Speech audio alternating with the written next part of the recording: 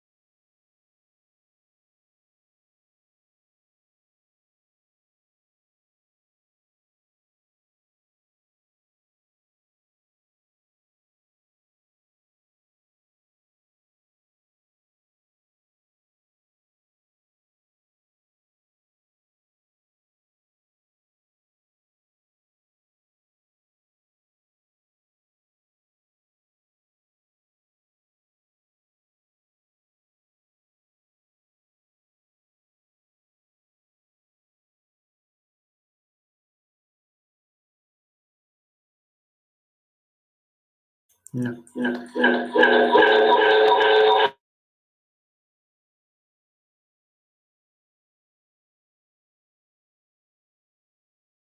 Chicos, ¿se escucha?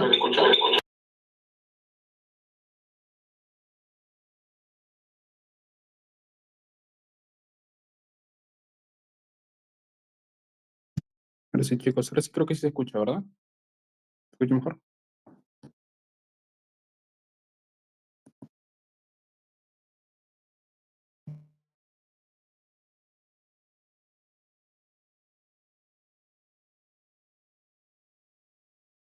Chicos, cualquier duda que tengan, siéntanse libres de compartir, no hay ningún problema. Bueno, mi nombre es Ernesto Terrones, soy ayudante de farmacología y en este caso voy a dictarles la clase de antiagregantes anticoagulantes principalmente y también fibrinolíticos, aunque bueno, no es tan preguntado en sí en los exámenes que he visto. Bueno, en los exámenes desde la 20 no sé si tan presentado. Bueno, buenas noches chicos, disculpen por la demora que hubo, principalmente eran por problemas técnicos y ahora vamos a empezar con el tema. Bueno, en este caso vamos a tener que hablar primero de la fisiología de la coagulación. En este caso, lo más importante que vamos a tener que hablar son los antiagregantes. Como primer paso, vamos a tener que hablar de la agregación plaquetaria. En este caso, vamos a tener la agregación plaquetaria se va a producir principalmente de acuerdo a un daño en el endotelio vascular. Como podemos ver ahí, prácticamente la continuación de células endoteliales ha sido dañada, puede haber sido dañada prácticamente por un prácticamente traumatismo, por una arteriosclerosis o por cualquier otro de los mecanismos que vamos a ir viendo luego. Ahora, de lo más importante que vamos a tener que ver en este caso es el colágeno. El colágeno tiene una sustancia muy importante que es, bueno, tiene una proteína muy importante que se llama el factor de von Willebrand. El factor de von Willebrand nos va a ayudar a que las plaquetas se agreguen. Como sabemos, las plaquetas están prácticamente circulando por toda la sangre, pero circulando en grandes cantidades y como tenemos las plaquetas no se agregan al tejido endotelial porque es tejido sano. Y la única forma en la que las plaquetas se agreguen en este caso es porque tienen el factor de von Willebrand. O sea, prácticamente tienen su estímulo para que puedan unirse. Ahora, en un tejido endotelial normal se va a producir el óxido nítrico, que bueno, ya lo conocerán de fisiología, que es precisamente un vasodilatador, y también la prostaglandina 2. En este caso, la prostaglandina 2 va a impedir la unión plaquetaria al tejido endotelial. En este caso, prácticamente va a ser como prácticamente el policía que le va a decir que el policía de tránsito que va a impedir que en este caso las plaquetas paren y se unan. Sí, en este caso sí, su función es inactivar plaquetas para que no se unan. Ahora, ¿qué es lo que vamos a encontrar en este caso? Ya, las plaquetas ya encontraron el factor de von Willebrand. Una vez que lo encuentren, van a unirse a él a través de la glucoproteína 1 beta. Una vez que ya se han unido a través de la glucoproteína 1 beta, van a ir a generar un sistema de complemento, en este caso a través del FLC o también mejor conocido como, o también mejor conocido como en este caso bueno, principalmente como bueno, son cadenas libres prácticamente. Son cadenas libres de fosfolípidos que se van a encargar principalmente de aumentarse. Una vez que aumentan estas cadenas libres de fosfolípidos, se va a producir una despolarización en la célula. Una vez que se produce una despolarización, prácticamente la célula se activa. Una vez que esta célula se activa, estas células van a soltar los granulocitos que la propia plaqueta ya tenía. En este caso van a ser cuatro principales. Tanto el calcio, también produce su propio factor de von Willebrand, también va a producir fibrinógeno y también ADP. Una vez que la propia plaqueta ya está estimulada. Acá, como se puede ver también, va a ir agregando más plaquetas. ¿Y cómo se van a ir agregando más plaquetas? A través del receptor P2Y12, que se va a encontrar bueno, principalmente en la superficie de la plaqueta. Este receptor, como se ve, también está de color marroncito, se va a unir principalmente al ADP. El ADP es uno de los factores más importantes, el adenosindifosfato, para que en este caso se genere una retroalimentación. O sea, la primera plaqueta que está estimulada va a liberar ADP y se va a unir al receptor P2Y12. Esto va a ser muy importante más adelante porque nos vamos a dar cuenta de que un montón de fármacos van a actuar sobre este receptor para que ya no se sigan uniendo más. Ahora, ahora, una vez que el receptor del ADP se une al P2Y12, va a dar una retroalimentación positiva a la célula. Una retroalimentación positiva para que la célula se siga despolarizando, para que siga generando una mayor cantidad de calcio. Y también empieza a producir sus propios receptores. Una vez que la plaqueta está estimulada a través del calcio, va a ir produciendo una mayor cantidad bueno, de este caso receptores que son muy importantes, que se llama la glucoproteína 2 beta 3A. Esta glucoproteína 2 beta 3A va a ser el puente de unión entre plaquetas. ¿Esto qué significa? Que ya el ADP hace que se unan y que generen este receptor. Pero, ¿qué hace este receptor? Este receptor permite que las plaquetas se unan. Si este receptor no se unen, bueno, si este receptor no existiera, no importaría que tanto ADP produzcas para estimular bueno, no importa que tanto ADP produzcas, igual no se van a poder unir y van a ser arrastrados por el flujo normal de la sangre sin poder unirse, generándose prácticamente bueno, continuando con la hemorragia. Ahora, vamos a darnos cuenta de que ya, esos van a ser los dos principales que bueno, van a ser los dos principales actores en los que van a actuar los fármacos que vamos a ir viendo o que prácticamente ya habrán visto en su clase. Bueno, ahora, ¿cómo sigue este proceso? Este proceso va a seguir a través de la fosfolipasa A2. Una vez que la fosfolipasa A2 es estimulada a través de la despolarización, se va a convertir en ácido araquidónico. Bueno, va a reaccionar con la membrana y se convierte en ácido araquidónico. En síntesis, lo más importante de todo esto, o sea, que simplemente la plaqueta se estimula y al final es lo que sobra, ¿no? El resultado que es el tromboxano A2, que lo elabora a base de ácido araquidónico. Es uno de los productos más comunes que han venido bueno, en casi todos los exámenes los preguntan. Y bueno, va a tener con el tromboxano A2 y obviamente va a ir produciendo también la propia plaqueta su propia cantidad de granulocitos. Ya como se ve acá también produce los granulocitos y empieza otra vez el factor, bueno, sí, empieza otra vez ya todo el procedimiento que he mencionado. ¿Hay alguna pregunta hasta aquí? Bueno.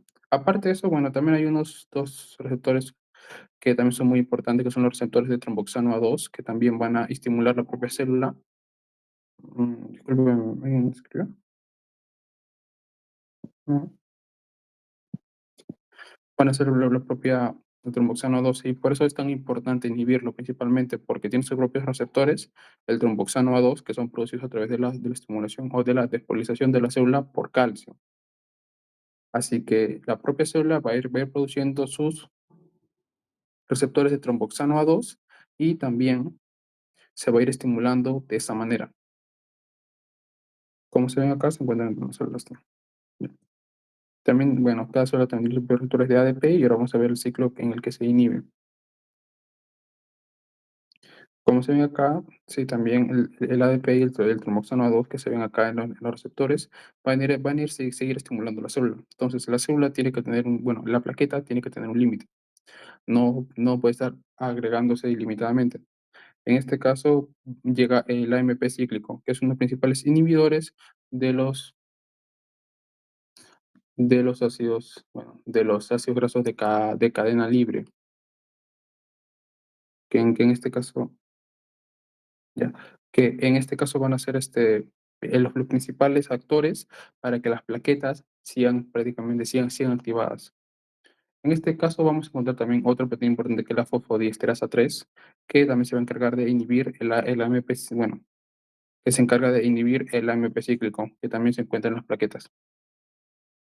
Ahora, en este caso, la inhibición, bueno, la agregación plaquetaria va a estar prácticamente modulada por el AMP cíclico que va prácticamente a limitar también la cantidad de plaquetas que se van a poder agregando y también limita su actividad. Ahora, si se ven esas X que están acá, esas X van a ser los principales lugares en los que los fármacos bueno, que habrán visto en clase, que es el ácido, bueno, los dos principales que ha sido el ácido salicílico y el clopidogrel, creo que también les han hablado del laprizimab, que van a ser bueno, que han sido usados en esta presentación. O los principales que se usan, por ejemplo, la aspirina inhibe el COX, el, el clopidogrel se encarga de los receptores P2Y12 y el aprocimab, que bueno, se usa generalmente en casos de emergencia para cirugía. En este caso, sí, acá está la aspirina, que es principalmente inhibidor irreversible de la COX.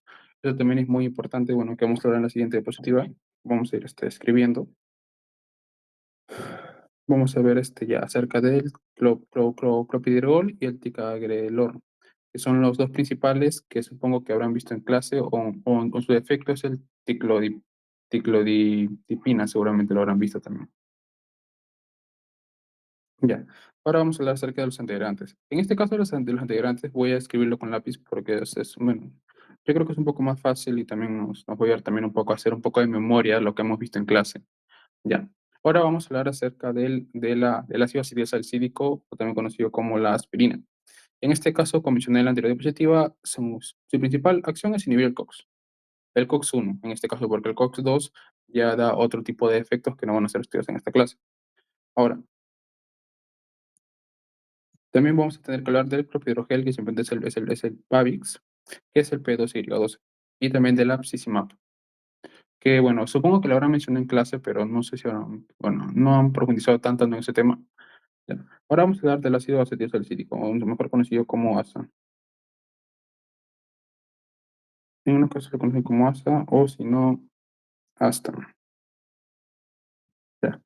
Bueno, en algunos casos, por ejemplo, es principalmente un antiinflamatorio no esteroideo también, derivado del ácido salicílico. Ahora, su farmacocinética de este fármaco es muy importante porque en este caso se va a absorber por vía oral, se consume por vía oral y también se termina de absorber por el estómago y duodeno. Así que este fármaco se va a absorber en el intestino delgado y también va a ser expulsado por, por la filtración glomerular y la secreción del tubo proximal, que es uno de los más importantes. El intestino delgado y al final es eliminado por el riñón. Delgado y está eliminado por el riñón. Esos son mecanismos de formación farmacocinética. Ahora, su mecanismo de activación, lo más importante es que son inhibidor irreversible. Es irreversible el COX, significa que no se va a despegar de la COX hasta que la plaqueta muera. Y si sabrán, ya la plaqueta tiene una esperanza de, bueno, tiene un tiempo de vida aproximadamente de 7 a 10 días. Así que una vez las plaquetas, bueno, se encuentren con el ácido acetilsalicílico, nunca lo van a soltar. Se van a unir irreversiblemente hasta que acabe su tiempo de vida. Irreversible, en este caso de la COX, por 7 a 10 días. Esto es muy importante. El doctor una vez lo habrá preguntado en años anteriores, así que no, bueno, siempre vale la pena recordarlo. En este caso el COX-1. Ahora, recordemos que en el COX-1 también existe, bueno, hay dos tipos de COX, el COX-1 y el COX-2. En este caso siempre tiene una gran preferencia del COX-2. Eso no lo olviden porque uno de los principales usos no solamente es como antiinflamatorio, sino también como antiagregante. Es uno de los más importantes porque a la hora que vayan al hospital, a la hora de que vean un infarto, se van a dar cuenta de que uno de los fármacos de primera línea es el ácido, es la aspirina. Y eso es muy, muy importante porque con eso prácticamente puedes alargar su tiempo de vida y que pueda llegar a, bueno, alargar su tiempo de ventana que tiene para ser operado. Eso es muy importante. Ahora, aparte del ácido salicílico, tenemos que darnos cuenta que actúa rápido. O sea, que es rápido. O sea, prácticamente su tiempo de vida media es prácticamente de 30 minutos. Desde 30 minutos hasta 45 minutos aproximadamente. Y eso es muy importante porque actúa rápido. O sea, es un fármaco que apenas lo tomes, ya va a seguir sintiendo sus efectos a los 30, 40 minutos, porque ya va a estar prácticamente disuelto ya estar disuelto en tu sangre, bueno, disuelto en tu sangre prácticamente. Ahora, en este caso, principalmente el efecto que vamos a ver del ácido acetil salicílico en este caso, vamos a ver como indicado en trombolítico. En este caso, ¿qué significa un antitrombótico? Es un antitrombótico. Trombótico. Eso significa que nos puede ayudar en diferentes tipos de enfermedades, o en este caso, sí, enfermedades como pueden ser el infarto de miocardio agudo, un IMA, que son los más importantes, un ACV isquémico, o también podemos verlo en, bueno, también en valvulopatías cardíacas también, que es lo que es de lo más importante. Ahora, principalmente este fármaco no se le da a cualquier tipo de persona. Hay que tener serias consideraciones en los fármacos porque a las embarazadas, en primer lugar, tampoco no podemos darles este tipo de fármaco. Este tipo de fármaco es muy conocido también por aceptar, por atravesar la barrera placentaria y generar daños en el feto. En este caso también conocido como teratogénico, principalmente. Principalmente teratogénico y también genera riesgo de aborto, gestantes. Es aborto y malformaciones.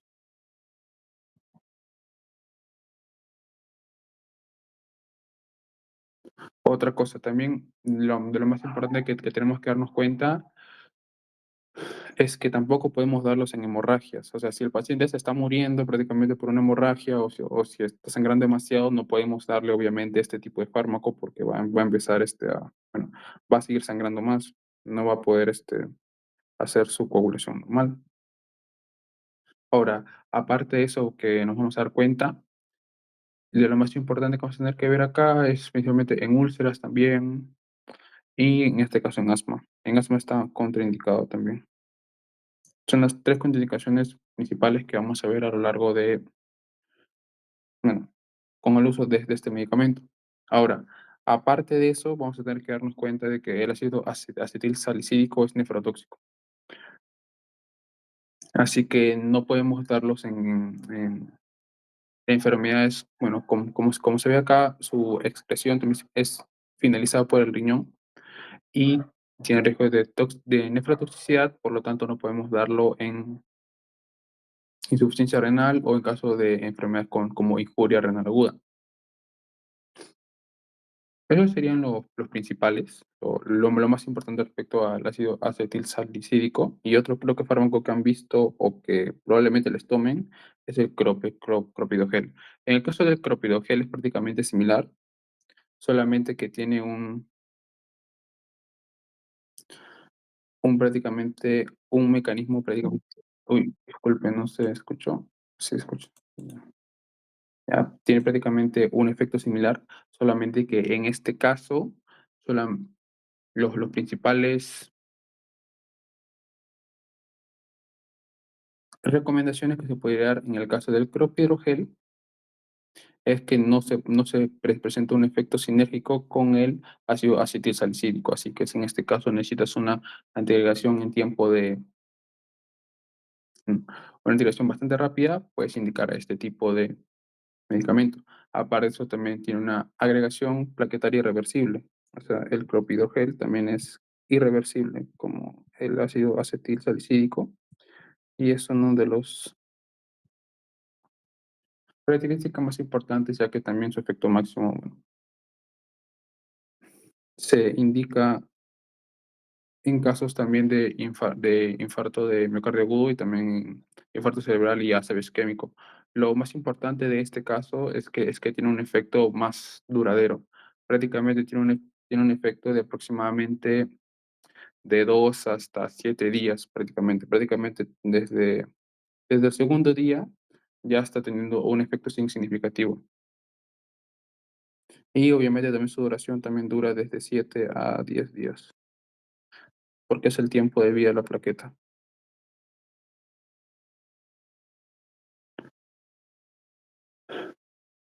Ahora, este caso también, es muy importante, porque el clopidogrel también no se puede indicar, bueno, si tú estás preparando un paciente para, en este caso, una operación quirúrgica, bueno, creo que también es una diapositiva, no le puedes dar este tipo, bueno, igual que el ácido salicílico, no puedes estar dándole tratamiento preventivo para una IMA o un infarto cerebral, porque en este caso vas a hacer que el paciente sangre en demasía.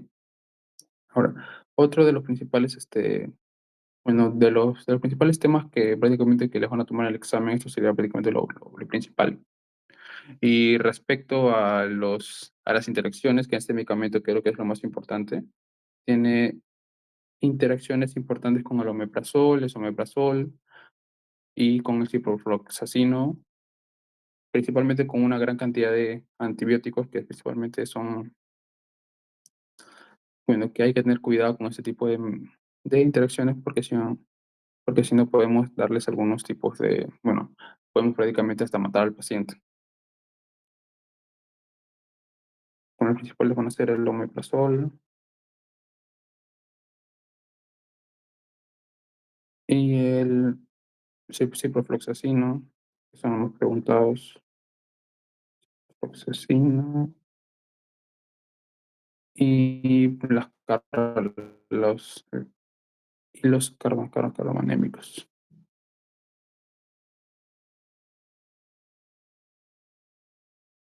carbamazepina. Ya de ahí más o menos esto lo voy a arreglar y lo voy a poner bonito para que en este caso puedan, bueno, lo tengan a la mano ya para el día del examen. Así que probablemente mañana en la mañana ya tengan todo esto bien bonito en este caso. Ya. Ahora tenemos que hablar de los siguientes grupos de fármacos que seguramente también habrán visto. En este caso se encarga de la cascada de coagulación.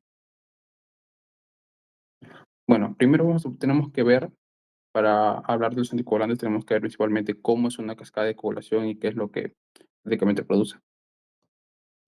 Como sabemos, como ya mencioné anteriormente, el tejido normal, bueno, el tejido epitelial en estado normal produce un óxido nítrico y prostaglandina 2. Aparte de eso, no solamente tiene el tejido epitelial tiene, bueno, produce ese tipo de sustancias, bueno, sino que también tiene receptores en la superficie, como sería el heparinsulfato, que se va a encargar principalmente de modular la cascada de coagulación, inhibiendo los factores dosis y días. Ahora, ¿por qué esto es importante? Bueno, lo vamos a ver más adelante ya con la cascada completa. ya que una vez se acaba la cascada de coagulación, el fin de la cascada es tener una malla de fibrina que se va a unir de manera transversal y longitudinal, así como está en la imagen, para poder formar un coágulo, que es lo más importante que vamos a ver en esta parte. Bueno, van a haber 2 vías principalmente, la vía intrínseca y la vía extrínseca. En el caso de la vía extrínseca, se va principalmente a activar de acuerdo a un daño que es que se va a encontrar cuando el factor de von Willebrand, o en este caso el colágeno, está suelto. Hay un daño en el endotelio y el colágeno está suelto. El colágeno se suelta con el factor 7, con el factor 12 principalmente, que se ve acá, con el factor 12, perdón. Con el factor 12, y eso prácticamente va a ayudar a que se encuentre principalmente con los factores de coagulación que están en sangre. Los factores de coagulación que están en sangre son los más comunes, es el factor 2, el 7, bueno, esto lo voy a borrar,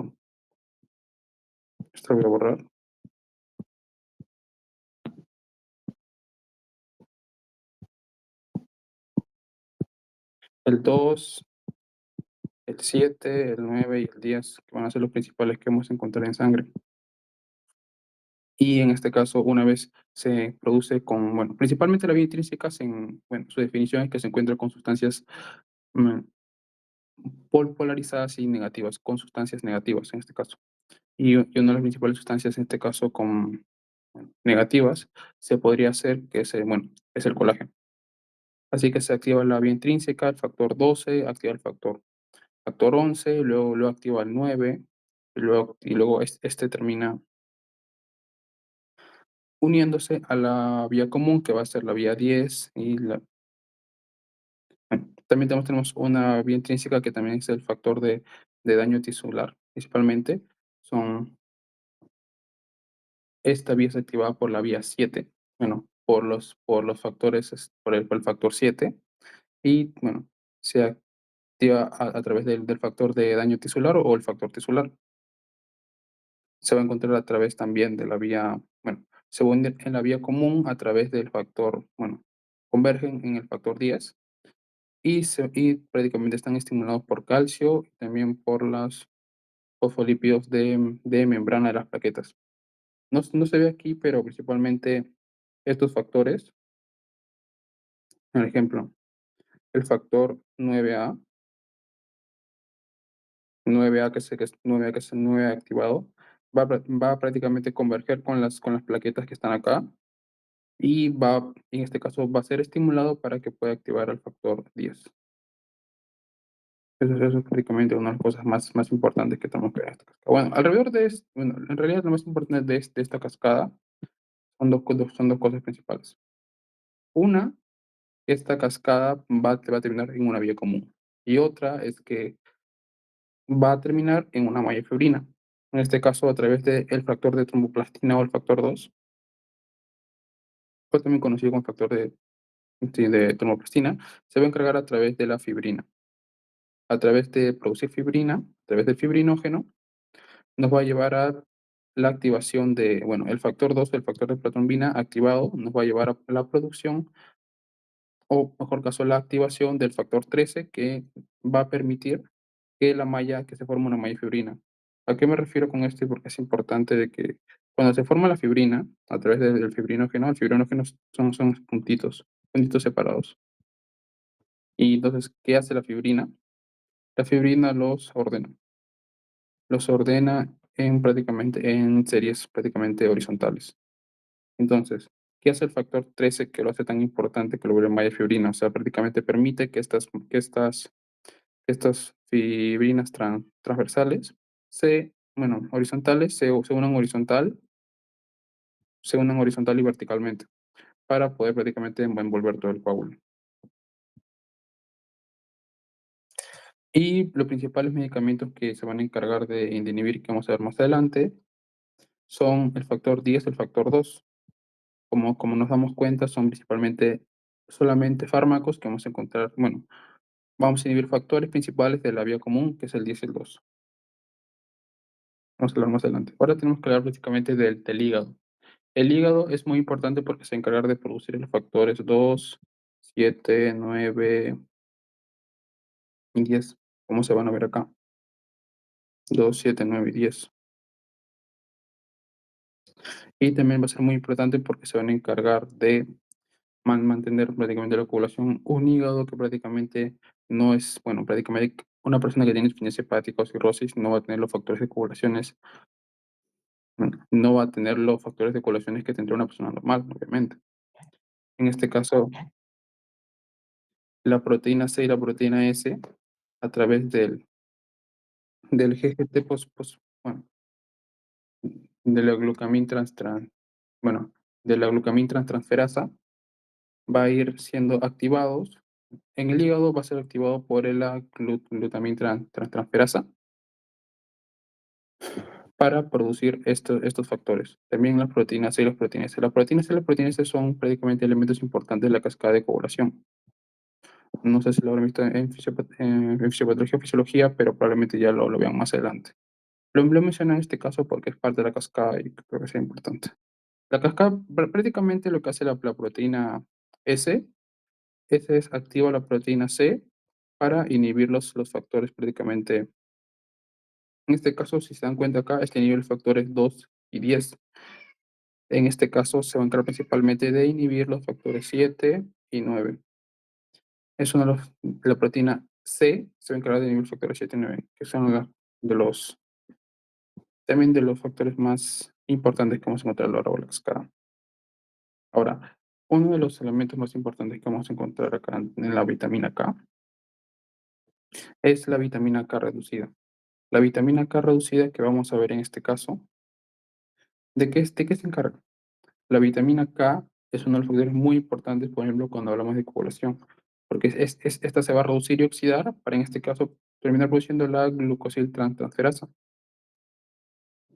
de esta oxidada. Está reducida cuando tiene un electrón. Está oxidada, pierde su electrón. Está oxidada, bueno, está reducida, tiene un electrón. Está oxidada, tiene un electrón. Un momento, por favor.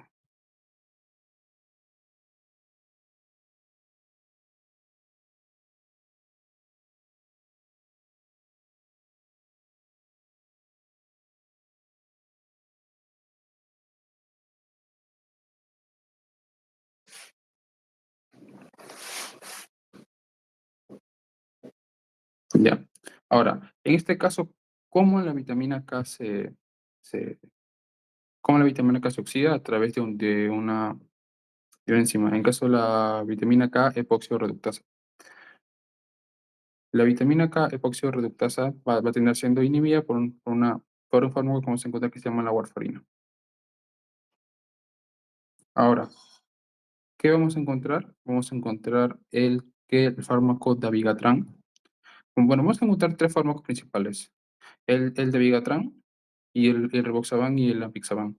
Yo supongo que serán sido los que han encontrado en clases. Se van a encargar de inhibir estas dos vías. La vía 7, bueno, no, perdón, la vía 7, el factor en este caso 2 y el factor 10, que se va a encargar del Tabixaban y el Rivaroxaban apixaban. Ahora, la warfarina se encarga principalmente de inhibir la vitamina K reductasa. Recuerden bien estos tres fármacos que probablemente son los que vayan a preguntar en el examen, pero casi siempre preguntan warfarina. Warfarina es uno de los principales fármacos que se encuentran en los exámenes y que también son de los más preguntados porque son de los más comunes. Ahora vamos a hablar acerca de la warfarina y también en este caso de los fármacos que son estos. Bueno, de los fármacos anticoagulantes. Tenemos que hablar de dos principales que son la heparina y la warfarina. En este caso solamente tienen que recordar que la vitamina K es prácticamente inhabilitada por la warfarina. Nada más tienen que recordar, es lo más importante. Y también que en este caso, en la cascada de coagulación, el rivaroxaban, que son de los más usados, inhibe el factor 10. Nada más. Solamente 2 fármacos en este caso. Y vamos a hablar acerca ya de la siguiente parte. Ya. Ahora, aquí vamos a ver en este caso los coagulantes, los anticoagulantes. ¿Y cuáles anticoagulantes vamos a encontrar principalmente? Vamos a encontrar la heparina. La heparina fue un compuesto descubierto por un alumno, bueno, de tercer, bueno, de cuarto año de la Universidad de John Hopkins, que prácticamente estaba tratando de descubrir una sustancia anticoagulante que se encontraba en el hígado y por accidente terminó descubriendo la heparina. Ahora, vamos a tener tres tipos, bueno, dos tipos principales de heparina y otros que son prácticamente, eh, y otro que es principalmente el pentasacárido, que solamente es el fondapiranux. Ahora, vamos a hablar de la heparina no fraccionada. La heparina no fraccionada es un glicosамин-glicano con un pentasacárido. Pero en este caso no es cualquier glicosamín sicárido, glicosamín glicano, sino es un glicosamín glicano largo, si se dan cuenta. La heparina no fraccionada es larga, bien larga. Y en este caso la heparina, y es bien larga para poder unirse bien a la trombina. Si se dan cuenta, la termina uniendo totalmente y hasta sobra una pequeña parte de la heparina, bueno, al menos en la representación de esta imagen. Esto es para que la heparina pueda unirse bien a factores como el 2 y el 10. Si se ve en este caso, la heparina se encarga de, bueno, en este caso la heparina no fraccionada se va a encargar de inhibir el factor, el factor 10 y el factor 2 principalmente. Ahora, esta colita que ven acá, esta colita se usa para precisamente inhibir, bueno, para precisamente agarrar bien el factor 2. Y no solamente el factor 2, es un fármaco que tiene una gran predilección a unirse a proteínas plasmáticas. ¿Por qué? Porque tiene una colita bien larga, así que termina agarrando una gran cantidad de, bueno, como la albúmina, se termina uniendo a proteínas endoteliales. Así que es un fármaco con el que se tiene que tener mucho cuidado y se tiene que tener un montón de observación cuando se lo administras a un paciente. Este caso es endovenosa, principalmente su administración, en este caso de la heparina. Ahora, en este caso, vamos a darnos, bueno, la heparina, ¿qué es lo que hace principalmente la heparina? Se adhiere a la antitrombina trisplasmática y en este caso, bueno, en este caso se une a la trombina y prácticamente va a tener uniendo los factores 2 y 10. Ahora, ¿qué es lo más importante que vamos a ver en este caso? De que cuando se una, en este caso al fármaco, bueno, produce el efecto inhibitorio, que es lo principal. En este caso, la heparina de bajo peso molecular es prácticamente lo mismo que la heparina, solamente que tiene una colita más corta. Al tener una colita más corta, eso la vuelve un poquito más específica. Así que ya no va a atacar prácticamente a cualquier proteína plasmática que encuentre, sino que va a atacar al principal factor, bueno, a su principal objetivo, que en este caso va a ser el factor 10. Una vez que este ataque el factor 10, ya prácticamente lo va a inhibir y también eso significa que no va a tener tantos efectos secundarios como la heparina no fraccionada. Y por último tenemos el fondaparinux.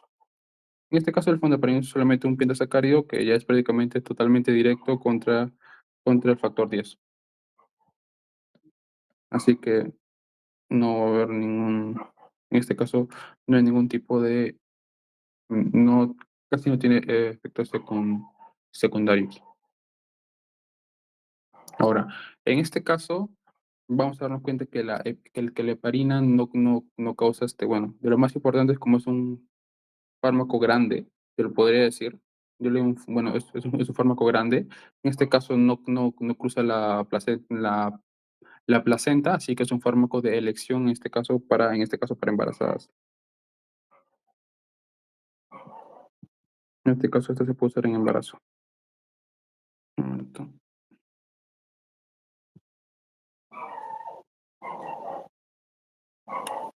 Se usan en embarazos.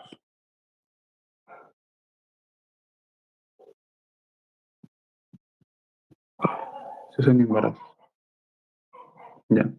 Ahora, vamos a hablar también de los usos que tiene la heparina. La heparina principalmente se puede dar en trombosis venosas y trombosis venosas y pulmonares. Como sabrán acerca de la trombosis venosa, primero empezamos en el pie,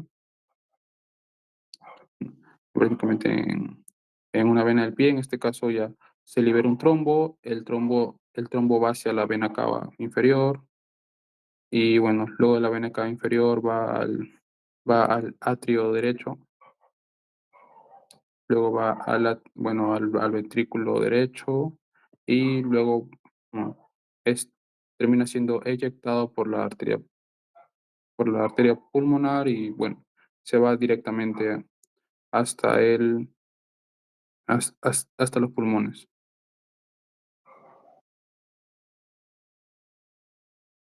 produciendo un embolismo pulmonar. Eso principalmente serían eso, los trombos. En este caso de los trombos son, bueno, son los preferidos, en este caso por la warfarina, por lo que es un anticoagulante oral que se usa tanto para su prevención como para, en este caso, tratar el propio problema. También se usa también en infarto de miocardio agudo, también es parte de la terapia y también es mucho más importante en casos también de cirugía. Ahora,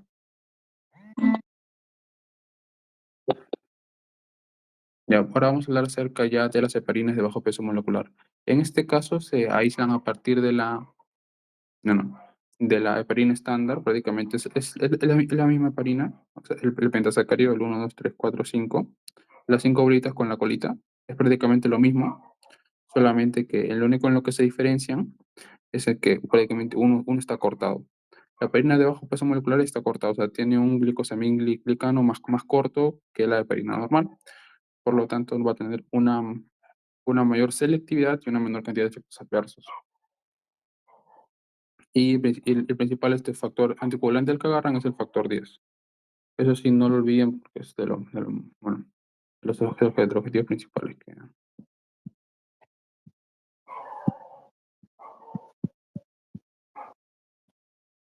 que vamos a ver acá en la presentación. Ya. Ahora, tenemos que hablar acerca ya, una vez que ya hemos hablado de las hepatitis de bajo peso moleculares, tenemos que hablar acerca de los efectos adversos que en estos casos se producen principalmente. Ya. Ahora, en este caso tenemos que darnos cuenta de que las heparinas de bajo peso molecular tienen un mayor riesgo, bueno, tienen un menor riesgo de generar osteoporosis, prácticamente. Y si las heparinas de bajo peso molecular tienen un menor riesgo de generar osteoporosis, ¿eso qué significa? Eso significa que en este caso la heparina completa, menor riesgo de osteoporosis, las heparinas de bajo peso molecular. Y las heparinas no fraccionadas,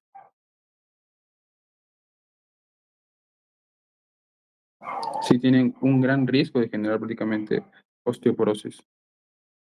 Es uno de los principales efectos adversos. Y también, obviamente, la trombocitopenia.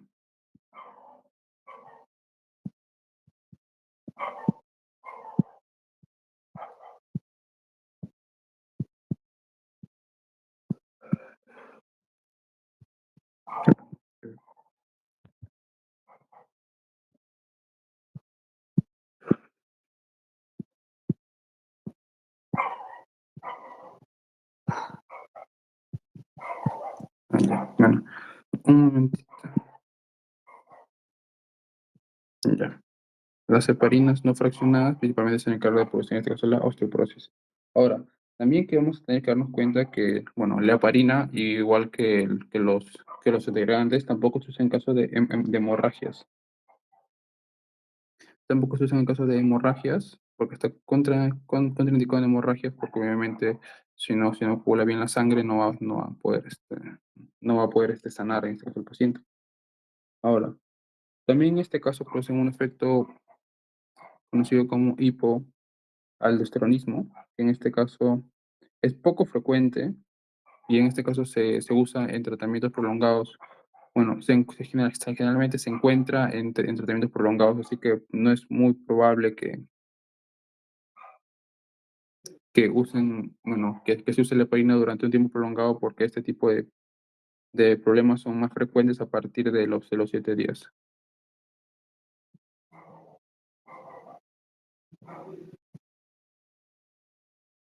7 días. Ahora vamos a tener que hablar acerca ya de lo que vamos a encontrar acerca de la warfarina, que es uno de los puntos más importantes y que vamos a tener que hablar durante más tiempo.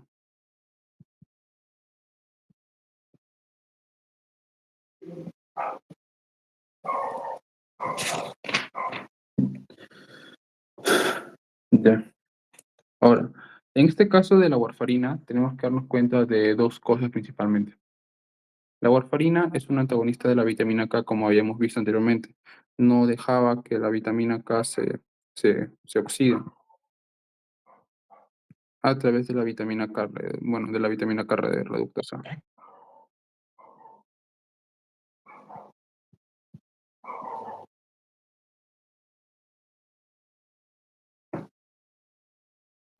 Y en este caso aquí afecta a la warfarina. Ese es su principal mecanismo de acción. Ya. Ahora, las principales cosas que vamos a encontrar acá es que la warfarina disminuye una gran cantidad ¿no?, de los factores que mencioné anteriormente, los 2, 7, 9 y 10, que son producidos por el hígado, porque si no se puede reducir, el hígado no va a tener prácticamente el material, que es el GGT, para poder seguir produciendo estos factores. Ahora,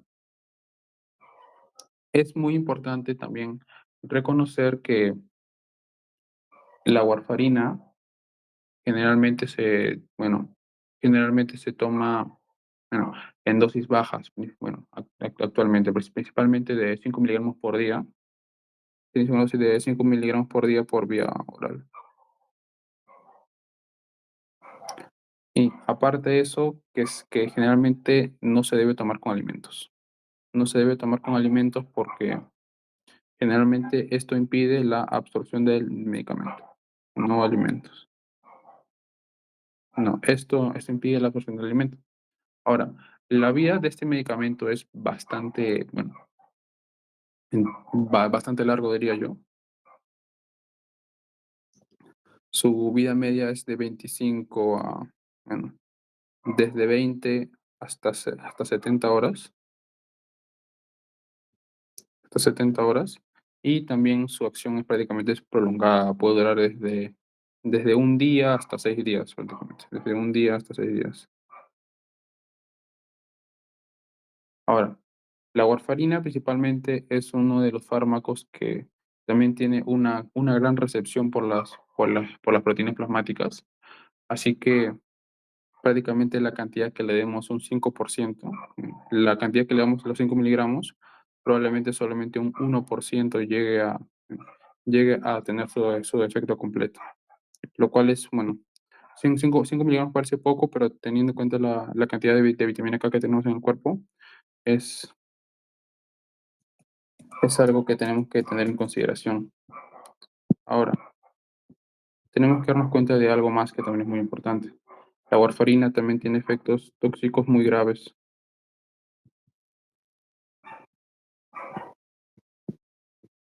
Toxicidad. Ya. Tenemos que darnos cuenta que principalmente otros efectos adversos también comunes que vamos a ver en este caso que se repiten es la hemorragia. También la hepatotoxicidad.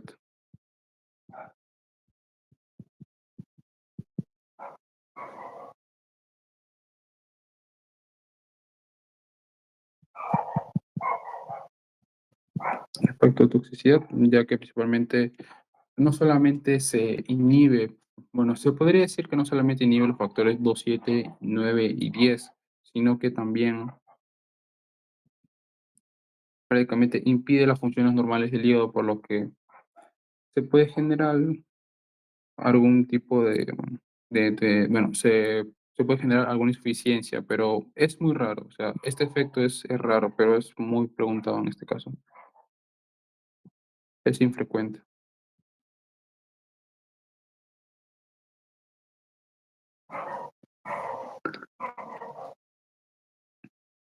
Ahora, hay que darnos cuenta que en este caso la warfarina no se da bueno, sí o sí no se le da a los pacientes que tienen riesgo de hacer bueno,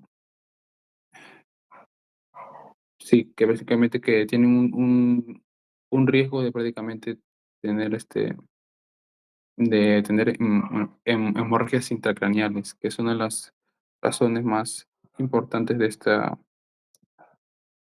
este fármaco. Aparte de eso, tenemos que recordar que el warfarina es un teratogénico por excelencia. Así que no se le sí que está totalmente contraindicado en mujeres, bueno, en mujeres embarazadas.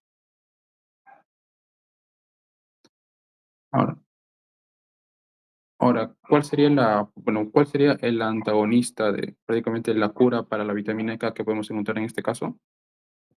Podemos encontrar la vitamina K, prácticamente. Bueno, en este caso, el antídoto, pero en este caso para bueno,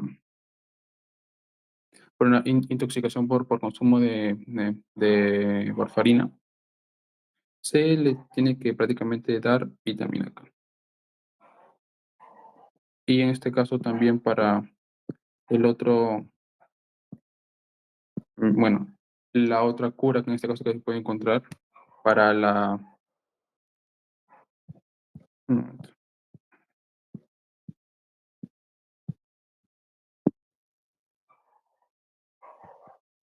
ya. En este caso prácticamente la cura para en este caso la heparina no fraccionada y en este caso las heparinas de bajo peso muy claras también es la protamina.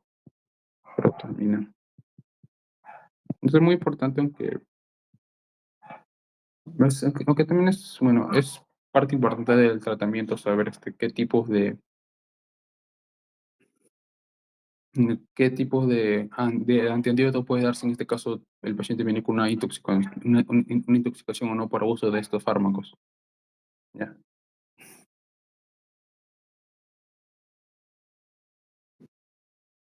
Ahora, otro lo que podemos darnos cuenta principalmente es que este tipo de fármacos, como en este caso, que son los anticoagulantes orales, como sería principalmente la warfarina,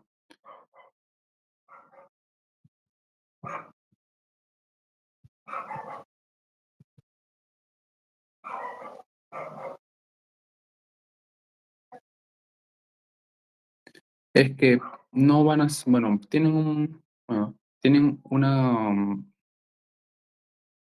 bueno, como mencioné anteriormente, tienen una gran cantidad de medicamentos de efectos adversos que requieren un monitoreo prácticamente específico. No todas las personas reaccionan similar a una misma dosis de vitamina K. No, bueno, una dosis de warfarina. Por lo tanto, tenemos que tener un gran monitoreo del paciente más o menos para ver cómo reacciona. También, como mencioné anteriormente, prácticamente tu duración dura de 2 a, bueno, tiene una duración de 1 a 6 días y tiene una semivía prácticamente desde 20 hasta 70 horas puede durar. Por lo tanto, es muy importante tener en cuenta que es un inicio tardío. Así que tú no le puedes dar un anticoagulante a una persona que en este caso tenga un IMA o en este caso sí, pues tenga prácticamente bueno, a un IMA o un ACV isquémico, porque prácticamente la warfarina es un anticoagulante bastante potente, así que probablemente termines matándolo. Ahora, tenemos que darnos cuenta de que también en este caso vamos a tener 2 tipos bueno, 2 tipos de fármacos que vamos a encontrar en este caso, que es la enoxaparina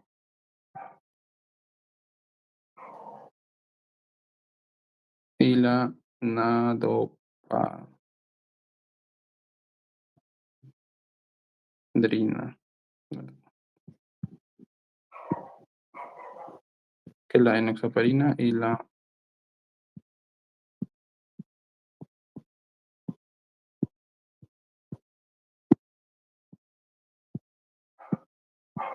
la enoxaparina y la nadopramina. Ahora, otra cosa muy importante que tenemos que tener en cuenta en este tipo de, bueno, en estos dos fármacos, que en este caso tienen prácticamente como blanco un solo factor. Así que solamente van a atacar al diez. Por lo tanto, van a ser bastante específicos y casi siempre no tienen, bueno, no tienen efectos adversos bastante graves como lo tiene la warfarina. Y aparte de eso, generalmente no tienen interacción con fármacos. Bueno, no tienen prácticamente ninguna interacción con fármacos. Y aparte de eso, solamente la enoxaparina tiene prácticamente una clasificación B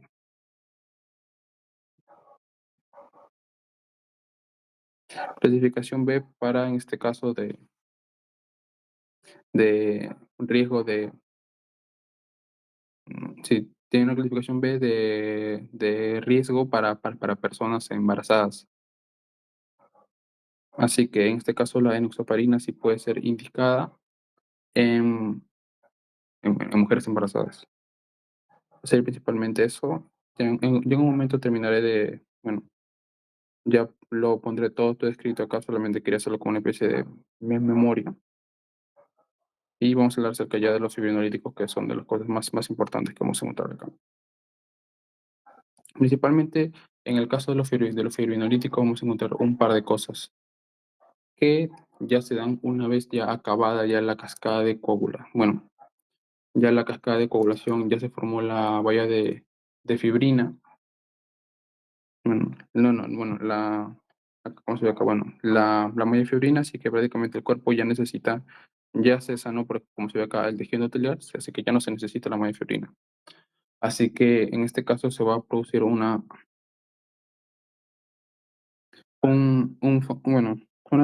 se va a producir una sustancia que se llama el, fac-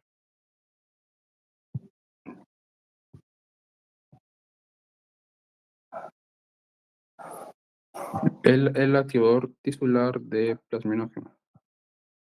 El activador tisular de plasminógeno.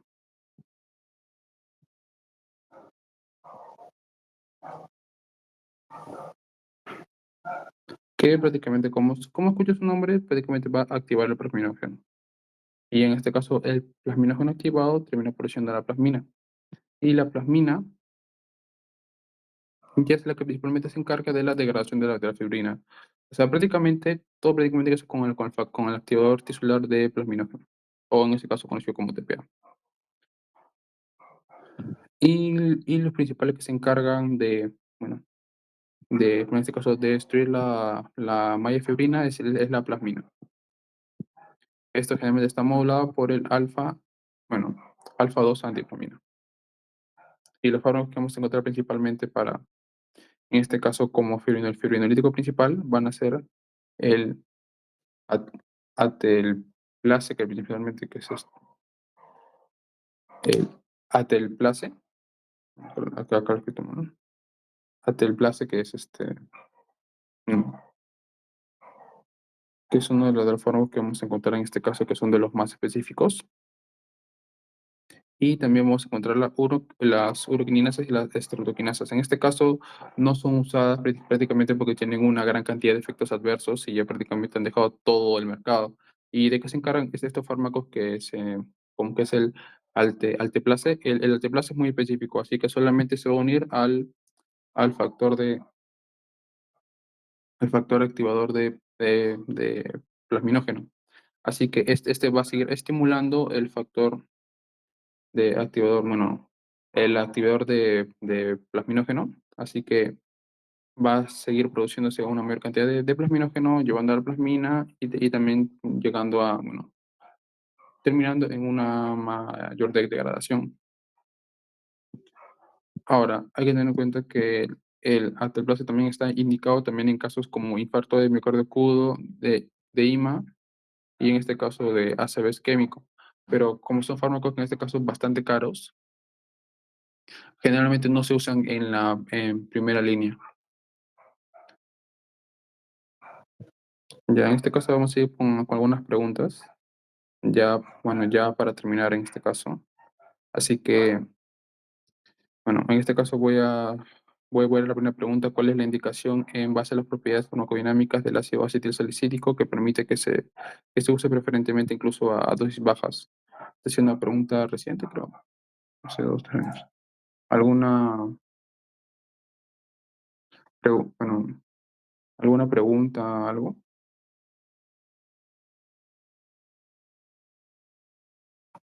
¿O alguna respuesta?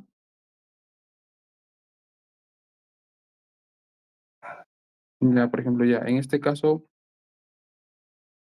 ¿cuál es la indicación en base a las propiedades farmacodinámicas del ácido acetilsalicílico que permite que se use preferentemente incluso a dosis bajas?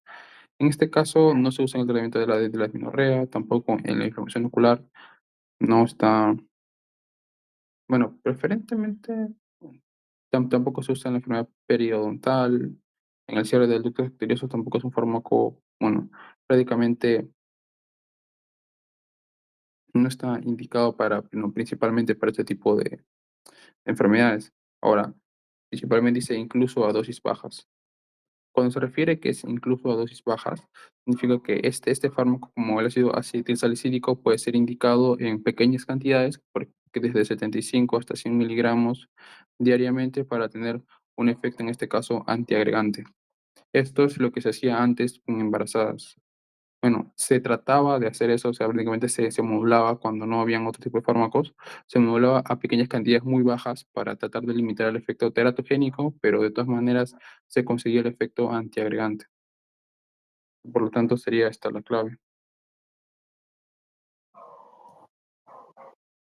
Ahora, en el caso, por ejemplo, bueno, en la segunda pregunta que vamos a ver acá del paciente varón de 67 años, que es obeso, fumador y acude por tipo de dolor opresivo en región precordial izquierda, irradiado a cuello y miembro superior izquierdo. En este caso está pálido, diaforético y bradicárdico. En este caso ya es un criterio clásico de IMA que probablemente vayan a ver el próximo ciclo, bueno, el tipo de dolor opresivo en la precordial izquierda y radial cuello principalmente es uno de los indicadores de IMA. Bueno, no solamente estos, pero ya hay, ya son uno de los criterios principales, sobre todo con el rango de edad. ¿Qué fármaco administraría de inmediato? En este caso podemos pensar en, por ejemplo, que podemos darle, en este caso, warfarina, ¿no? Pero si nos hemos dado cuenta, su tiempo de acción prácticamente es bastante largo, eso se demora bastante en acción, prácticamente desde 20 hasta 7 días, y si su efecto de dosis puede durar desde 2 hasta 7 para que empiece a hacer efecto 20 hasta 70 horas, por lo tanto es muy largo ese tiempo. Por lo tanto, tenemos que darle un fármaco que actúe rápidamente, fármaco que actúe en 30 minutos. Y el único fármaco que actúa rápido en ese tipo de casos es el ácido acetilsalicílico. También se le puede dar clopidogrel en este caso. No, se le puede dar clopidogrel, pero ya también como ya tratamiento, bueno, preventivo también en este caso. Pero lo principal que se le puede dar y también que está en base a las guías bueno, de los criterios, bueno, de los criterios internacionales, es el ácido acetilsalicílico. Principalmente que también en este caso, bueno, el clopidogrel también está indicado, como mencioné anteriormente, pero la aspirina siempre va a ser la primera opción, ya que es rápida y fácil de conseguir.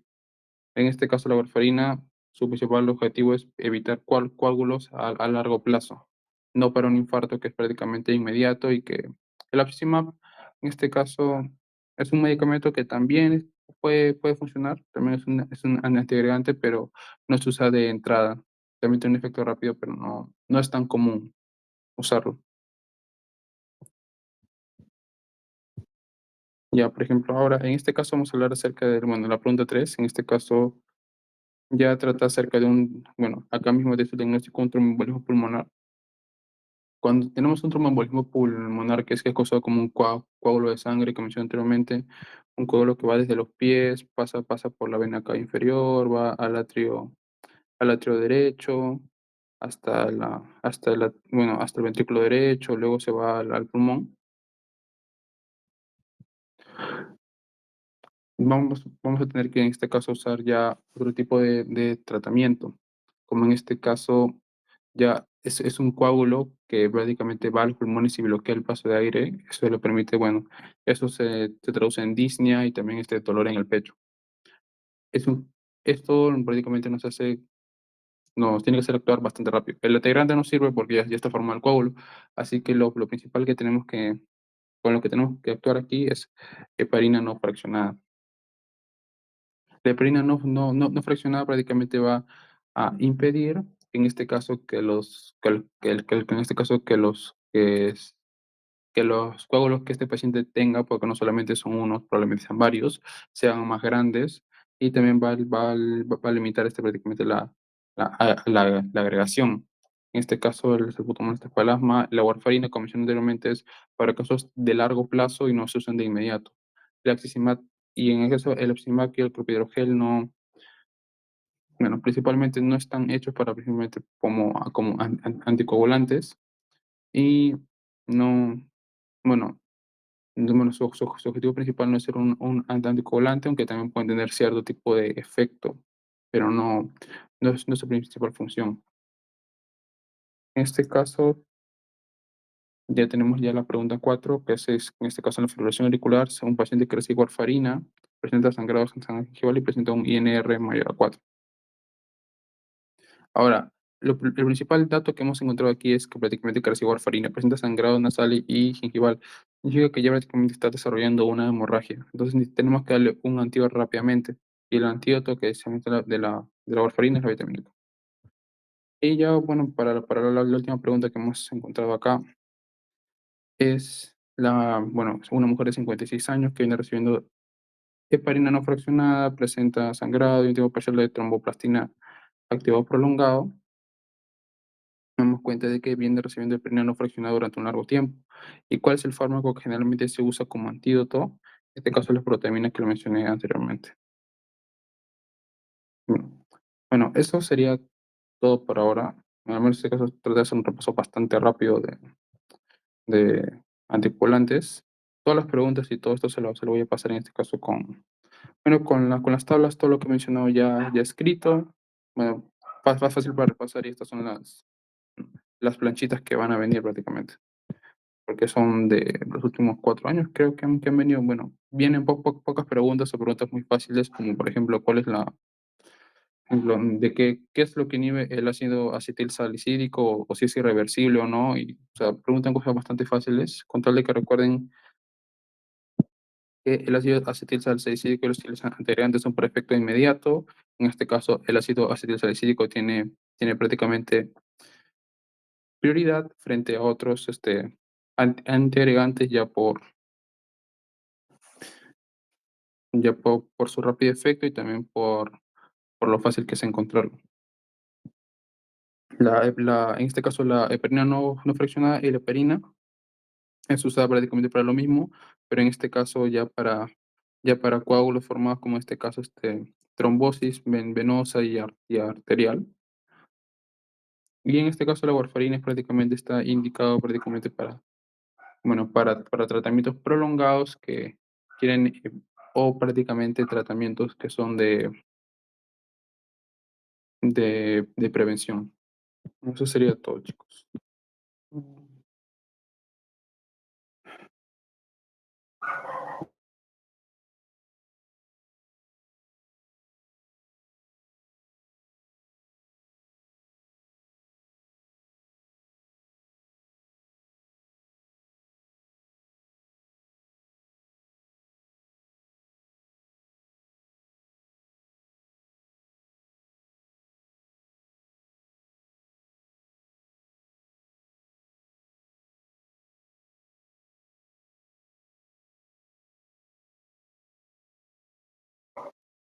Bueno, chicos, si tienen alguna pregunta, pueden hacerlo normal o alguna otra planchita la pudiera resolverla, no hay problema.